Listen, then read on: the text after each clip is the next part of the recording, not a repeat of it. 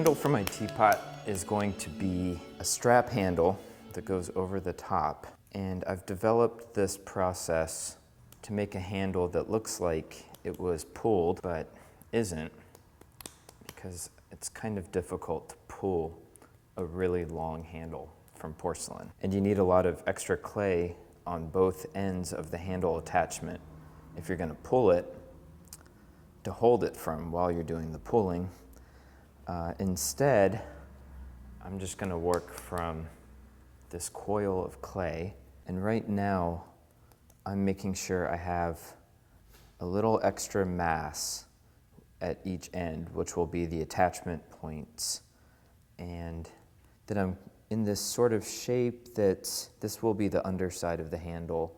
So it has a little bit more curve on this side than on the underside. And I'm working on drywall on purpose because it's absorbent. And as I start adding water, if I try to do this on plastic or painted wood or something like that, it'll stick. If I work on something a little more absorbent like plaster, it'll get too dry as I'm working it. And when I get this kind of almost dog bone shape, I just want to make sure to keep all my movements as symmetrical as possible between my two hands. And I just am pinching my way down the handle, creating almost kind of a spine. I don't want to exaggerate this because it's going to go away, but it helps me see the symmetry as I'm working.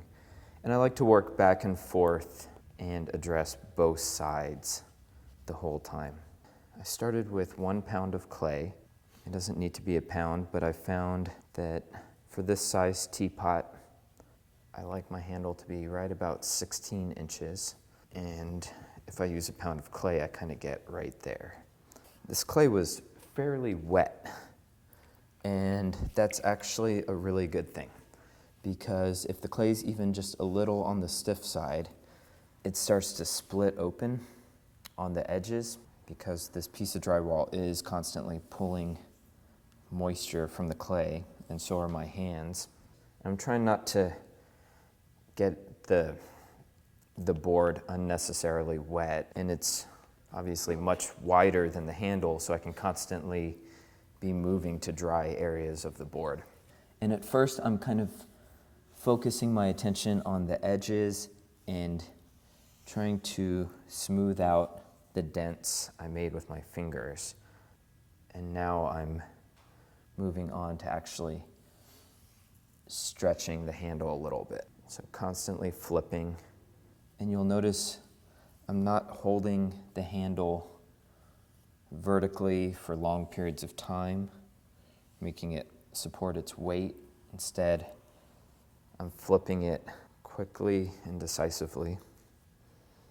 And I'm also starting to think about tapering this handle in several directions. That is, it's tapering from thick to thin, back to thick.